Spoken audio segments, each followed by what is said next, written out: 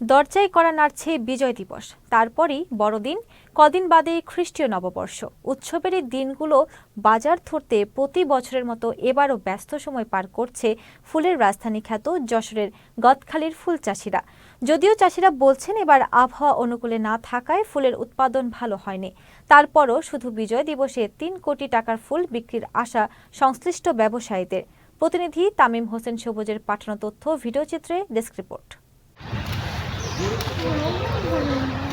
প্রতিবছর বিজয় দিবস, বড়দিন, খ্রিস্টীয় নববর্ষ, বসন্ত বরণ উৎসব, ভালোবাসা দিবস, আন্তর্জাতিক মাতৃভাষা দিবস ও স্বাধীনতা দিবস সহ বিভিন্ন সরকারি বেসরকারি অনুষ্ঠানকে লক্ষ্য করে মোটা অঙ্কের ফুল বিক্রির লক্ষ্যমাত্রা নির্ধারণ করে থাকে গদখালির ফুল চাষিরা।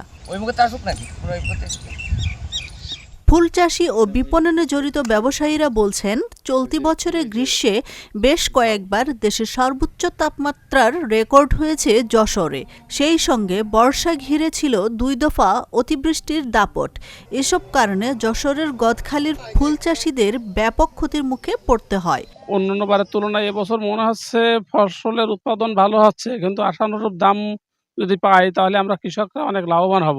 গত বছর আপনার বৃষ্টির কারণে আমরা অনেকটা পিছিয়ে গেছিলাম কৃষক চাষি। এবছরও বৃষ্টির কারণে আমরা অনেক ফুল এবং চাষ পিছিয়ে আছে অবশ্যই, তারপরেও মোটামুটি কাটায় উঠেছি। 16 ডিসেম্বর সেই হিসাবে কিন্তু এখন ফুলের দাম নাই। গত সিজনে যেমন আমরা পাইছিলাম সেই সিজনে আমরা এখন দাম পাচ্ছি না। আসন্ন বিজয় দিবসকে ঘিরে ফুল বিক্রির লক্ষ্যমাত্রা নির্ধারণ করা হয়েছে 3 কোটি টাকা, আর সারা বছর ফুল বিক্রির লক্ষ্যমাত্রা ধরা হয়েছে 500 কোটি টাকা।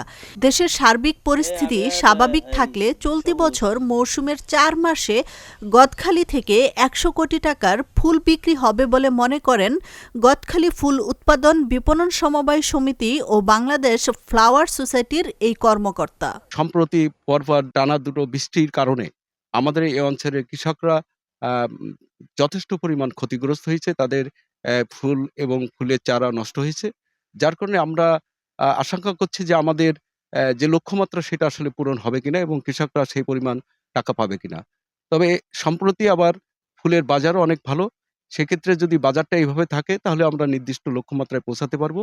চলতি বছরে গদখালি সহ 6টি ইউনিয়নে প্রায় 630 হেক্টর জমিতে বাণিজ্যিকভাবে ফুলের চাষ হচ্ছে।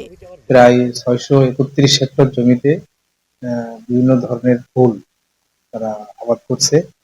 তো আমরা আশা করছি যে এই যে উচ্চ মূল্যের ফুল, জারবেরা, গোলাপ, গাঁদা, জিপসি, টিউলিপ, গ্লোডিওলিয়া সহ অন্যান্য যে ফুল সেগুলো আবাদ করে আমাদের কৃষি বিভাগের পক্ষ থেকে তাদেরকে কৃষকদেরকে জৈব বালাইনাশক প্রযুক্তি ব্যবহার করে যাতে তারা নিরাপদ ফুল উৎপাদন করতে পারে। যশোরের জিকরগাছা উপজেলার ফুল চাষের সঙ্গে এখানকার প্রায় 6,500 কৃষক এবং প্রায় 1 লাখ শ্রমিক সম্পৃক্ত রয়েছে। আশরাফুন নাহার মালা, চ্যানেল এস, নিউজ ডেস্ক।